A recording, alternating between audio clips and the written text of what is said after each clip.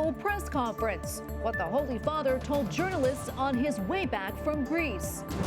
U.S.-Russia relations. President Joe Biden prepares for a consequential call with President Vladimir Putin. Honoring a statesman. How the country is remembering former presidential candidate Bob Dole. And pro-life legislation. Learn about the bills on Capitol Hill designed to help unborn babies. On EWTN News Nightly for Monday, December 6th, 2021.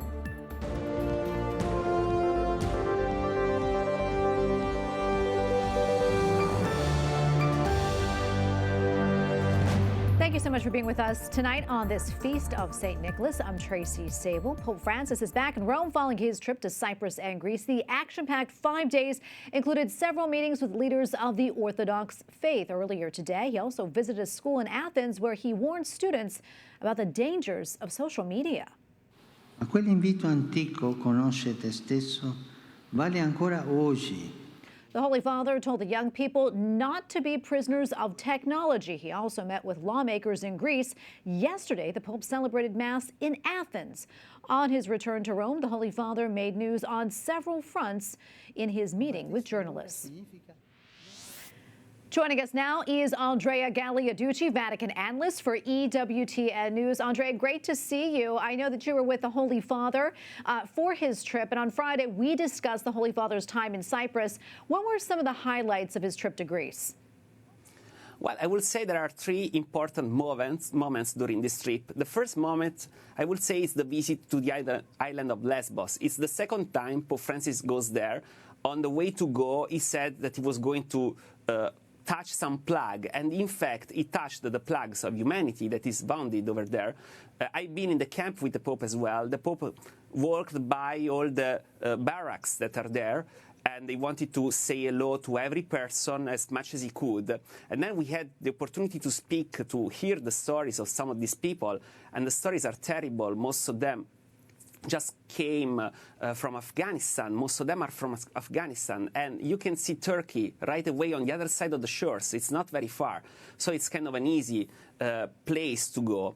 And that's the first highlight. The second highlight, I would say, it's the meeting he had in the Holy Synod of the Greek Orthodox Church. It's an important meeting because the Greek Orthodox Church is one of the strictest one in the world. We know that Orthodox churches have different regional, let's say national churches. The Greek one is one of the strictest one. Yeah, and Andrea, we mentioned his Mass yesterday in Athens. What exactly did Pope Francis say in his homily? And then overall, how was he received in the majority Orthodox country?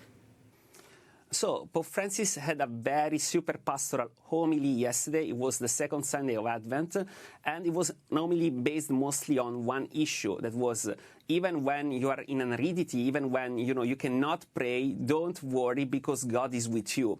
It's an important message for Greece, especially because there is a small minority of Catholics. And just remember that Catholic Church was not juridically recognized in Greece until the beginning of this century, 2007. So, saying them not to be discouraged in that situation and saying that God is working through them, even in difficult situations, it was a very important message. Obviously, since the Orthodox Church there is very strict, there was nobody of the Orthodox Church, not even attending to the Mass. And it was a pity, but it was not unexpected. We just have to remind that even the Greek Catholic over there are Catholic of Oriental Rite. They're in a difficult situation with the Orthodox Church, so much that if you see the footage, the exarch, that means the Archbishop of the Greek Catholic Church of Greece, was present in every moment, but not in the visit at the Holy Synod. And I know the Holy Father, Andrea, discussed a number of items on the flight home, including a possible meeting with the head of the Russian Orthodox Church. What more can you tell us about that? I understand that he said a little bit more about the resignation of the Archbishop of Paris as well. Yeah, the meeting with Kirill, he said that the meeting on Kirill is in a close horizon. It means that it's going to happen soon. I guess it will happen next year. He said that Metropolitan Hilarion, that is the head of the Department for External Affairs of the Moscow Patriarchate will be in Rome next week, and they will discuss details. There are many guesses about this meeting. The Pope also said that he's available to go to Moscow. That's his dream. I don't think this is going to happen, even though we cannot say never. But I guess that there is a possibility, there is a window next year, and there is this Festival of Religions that is going to be held in Kazakhstan. And Kirill was invited to go there, and he likely will go, and Pope Francis likely will go there. So there are possibilities that will be the window, I think. I know that there are dialogue underway. There is dialogue underway. For what concerns OPT resignation, that's kind of interesting, because the Pope said that he accepted his resignation not on the altar of truth, but on the altar of hypocrisy. And by hypocrisy, he meant that there was a public opinion that was going to make terrible and difficult for the Archbishop to govern. But he also downsized whatever the Archbishop said. He said if he has sinned, that was not the gravest sin. It was just a minor sin. Well, Andrea, thank you so much for your time. We appreciate it. Andrea Gagliarducci, Vatican Analyst for EWTN News. Thank you again. Thank you. President Joe Biden prepares for a difficult conversation with Russian President Vladimir Putin. The White House says that they will speak using a secure video call tomorrow. This comes as Russian troop buildup near the Ukraine border is sparking fears that an invasion is imminent. White House correspondent Owen Jensen reports. Owen?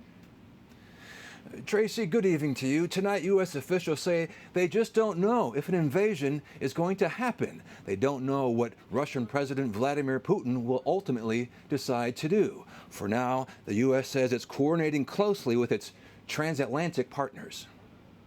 Today, as President Joe Biden continued pushing for congressional passage of his massive and controversial Build Back Better agenda, we need the Senate to follow the House of Representatives' lead and pass my Build Back Better bill. Across the globe, trouble brewing. Russia, according to U.S. intelligence, has massed about 70,000 troops near its border with Ukraine. Ukrainian soldiers say they are ready to fight.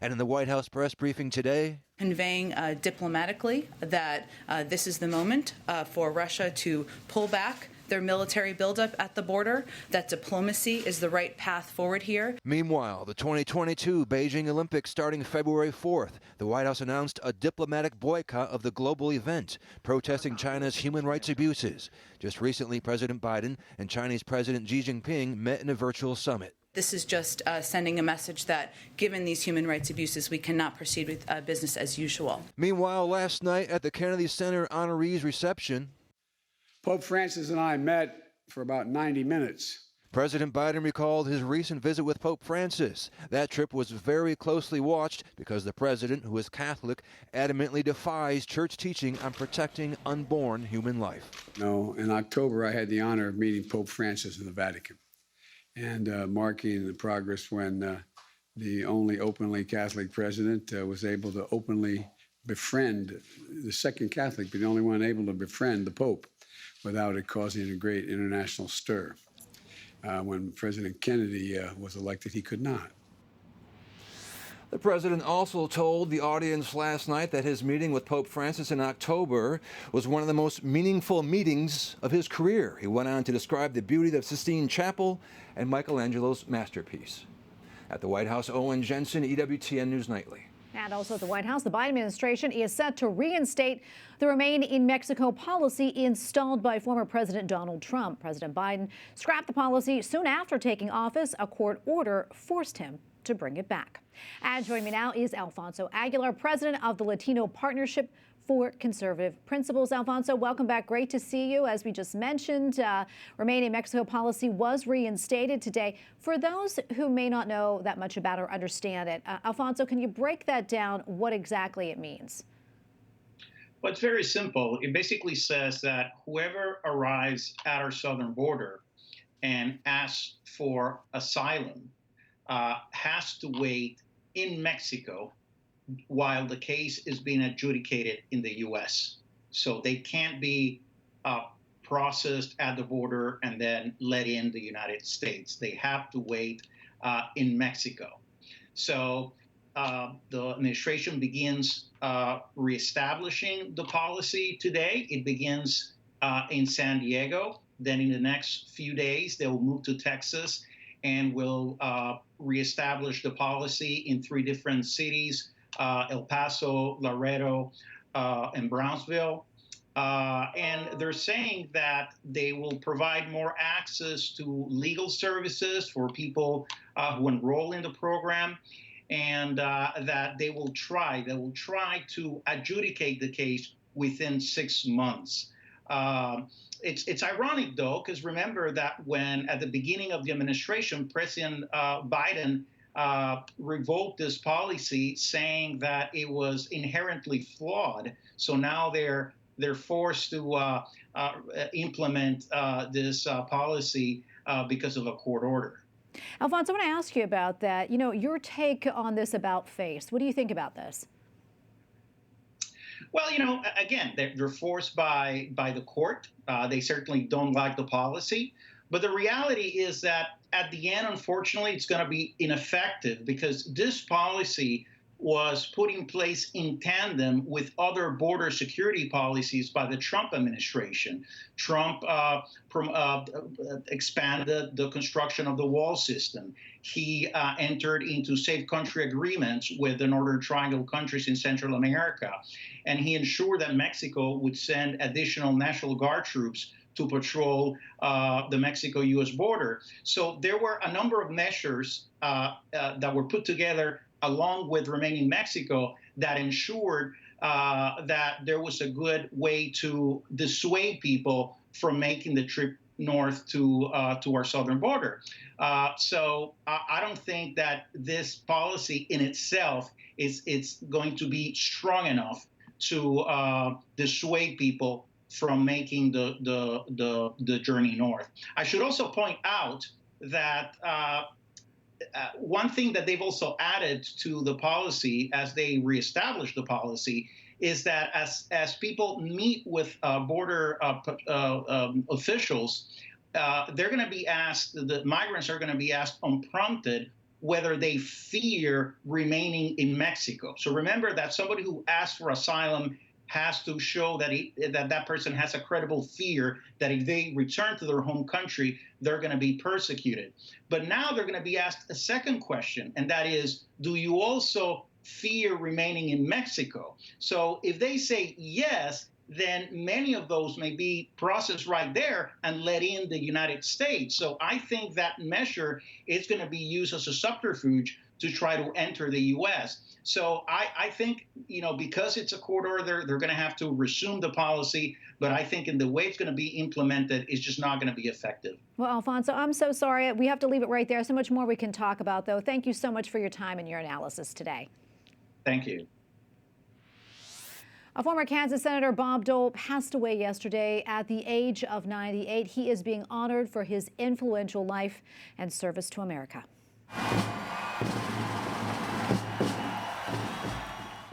As a leading Republican, Bob Dole was the GOP presidential nominee in 1996, having served as Senate Majority Leader as a veteran.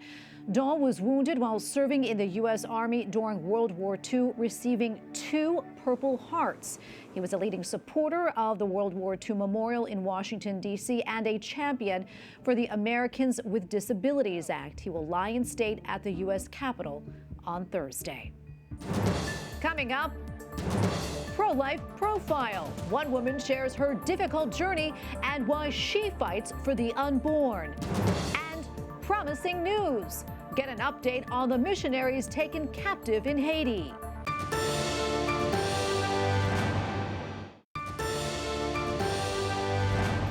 Last week's oral arguments before the U.S. Supreme Court have heightened awareness of pro-life issues on Capitol Hill. Republicans sense that they have momentum to pass several bills protecting the unborn and children and are looking ahead to the midterm elections in November. Capitol Hill correspondent Eric Rosales reports.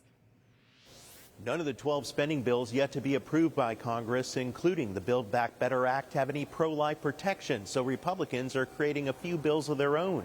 They say it starts with changing common terms. We should say unborn child, not fetus, in all of the federal law. That sends a real message. It sends a message that we care about the dignity and we recognize the dignity and the worth of the unborn. Congressman Doug Lamburn introduced H.R. 6099 with 14 of his colleagues. He tells me human life begins at conception, and our federal law should reflect the humanity of unborn children. Internet protection for kids is also a top priority.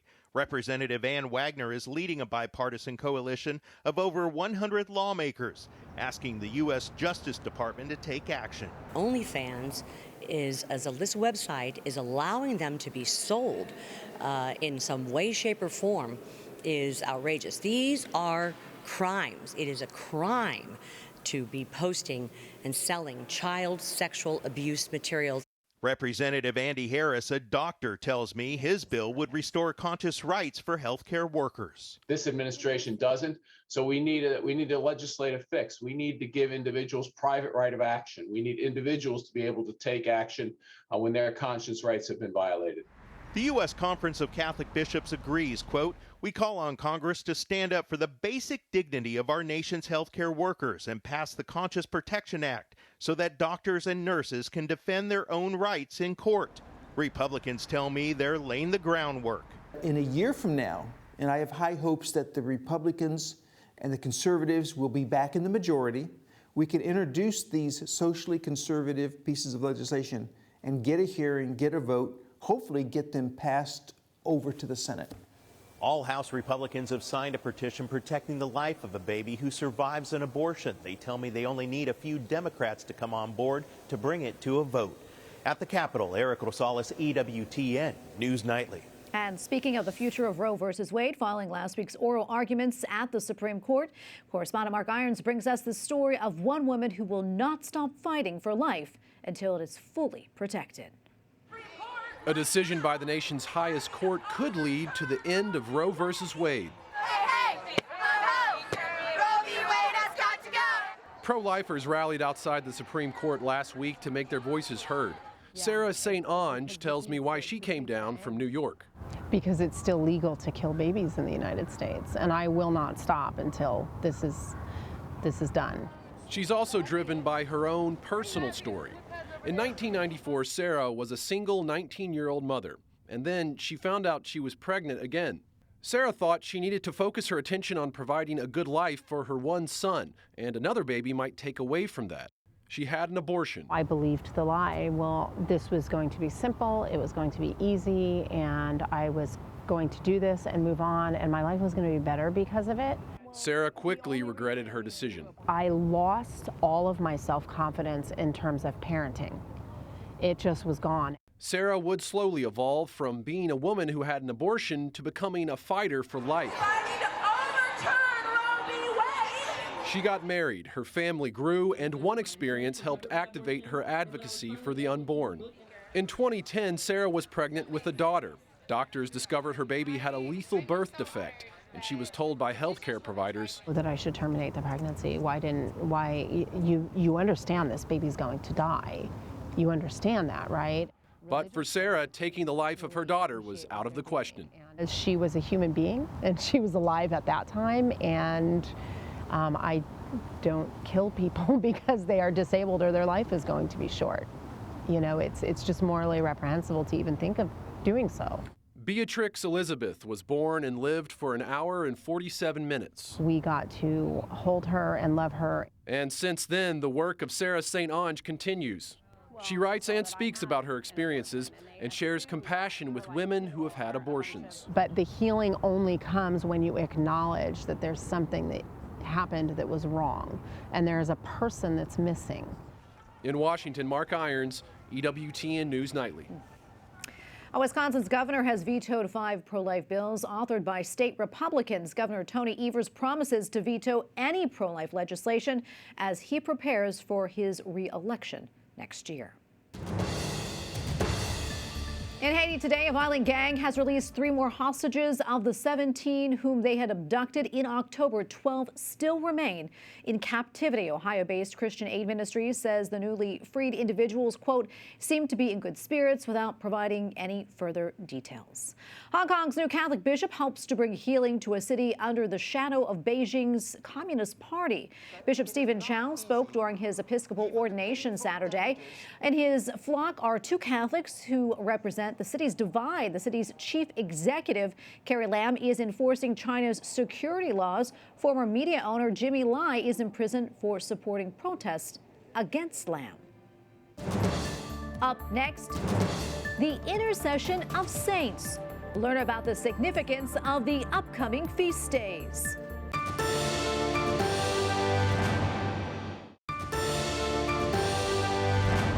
We're celebrating a variety of saints' feast days this week, as well as the Immaculate Conception. Today is St. Nicholas' feast day. He is the patron saint of children, the unmarried, and the falsely accused. He is often depicted with a white beard and dimples, and is also a notable saint in the Russian Orthodox Church. And joining me now is Dr. Matthew Bunson, executive editor and Washington bureau chief for EWTN News. Matthew, great to see you here to talk to us about all this. First off, let's start with St. Nicholas. Well, with St. Nicholas, is Nicholas of Myra or Nicholas of Bari. We have two places. First, he was Bishop of Myra during a time of great persecution in the church, the last gasps of the Roman persecution under Emperor Diocletian.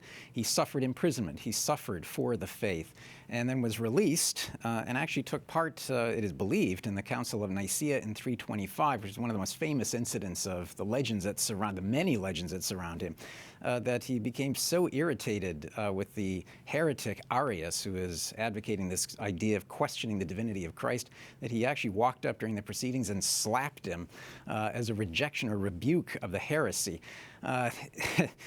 Obviously strong stuff from any saint. He eventually died, had his relics translated from, or taken from Myra to Bari, where they are found today. That's why we think of him as Nicholas of Bari, and he has such a connection with Italy. But he's especially renowned and loved for his care for children, and you mentioned the unwed. His connection with Christmas actually stems in part from the fact that he saved 3 young women from a life of ill repute by secretly delivering sacks of gold through their windows that they would be able to marry and thereby save themselves, be able to pay for a dowry. So we got that, and then his protection of children was that, according to another great pious legend, he resurrected 3 children who'd been murdered, and so is honored in that way too. So all of these different legends come together, but the one that everyone still talks about on his feast day is that slapping of Arius. But you know, a lot of things most people don't know about him. Well, that's right. His love of children is, I think, why he's known for Christmas, and again, the delivering of gifts. Yeah. And also, let's talk about St. Ambrose. Well, St. Ambrose of Milan, doctor of the church, one of the towering figures in the West. He was groomed as a young man to become one of the leaders of the Western Roman Empire. And what that tells us is that this is a man of great brilliance, a great education, who gave his entire life for the faith to husband and care for the Christians of Milan. And one of the most important jobs that he had was to end that Arian heresy in Milan, the very one that Nicholas was concerned about. It is said that over the 22 years when he arrived, it was a divided and bitterly broken city in terms of its theology. By the time he died, there was not an Arian left in the city. And can you talk about his connection to St. Augustine? Well, that's right. Ambrose was one of the greatest preachers in the whole of the Roman Empire and the whole of the West. And it was that gift for homilies, that gift for preaching, that lured a brilliant young man by the name of Augustine, who himself was on this famed spiritual quest for healing of himself, his own broken and sinful nature. And it was said that he convinced himself at first that he was going to Milan just to hear a great rhetorician, a great speaker. But Ambrose touched Augustine's heart, and it was largely through Ambrose's work in bringing about the conversion of Augustine that Augustine himself then went on to become a doctor of the church and one of the greatest saints and theologians in the history of the church. Wow, that is such a great story. Let's talk about Wednesday, the Feast of the Immaculate Conception. Well, that's right. It's always important to remember that this solemnity marks on this day, December 8th, 1854, in Affabilis Deus, which was the decree of Pope Blessed Pius IX that defined the dogma of the Immaculate Conception, in which the Blessed Mother was, from the moment of her conception, free of original sin. That's important always to stress, because there's a lot of confusion that this may be a reference, in fact, to Jesus' birth and his conception. No, this is about the Blessed Mother. It teaches us something very important about our own faith lives, that as Mary gave her fiat, so too we need to give our fiat to God. and to begin to realize what can be accomplished in our lives by giving that fiat. But also in her sinlessness, we can look for a role model as we who fail, who are sinners, can avail ourselves of the graces and to overcome sin in our own lives. Yeah, what a beautiful gift that is, for sure. Yeah. Not a lot of time left, but wondering if you could talk about, maybe what ties all these saints together. Well, faith is one, obviously, that we see that as a recurring theme, but there's also the importance of humility in all three. We have in Nicholas someone who recognized the humble, those who've been forgotten, those who are at most peril in their times. Ambrose actually brought an emperor to heel to penance after he slaughtered 7,000 people in Thessalonica. And he was looking out always for those who were forgotten. And then, of course, we have the magnificent Blessed Mother, the most humble of us, the greatest of the disciples, who teaches us to be humble in the face of God, but also to recognize His majesty in our lives. Yeah, well, Matthew, thank you so much for coming on and sharing all of this with us. Every time you're on, I learn something new. So thank you. Good to be with you as well. And we thank you for watching tonight. For the entire EWTN News Nightly team, I'm Tracy Sable. Good night and God bless.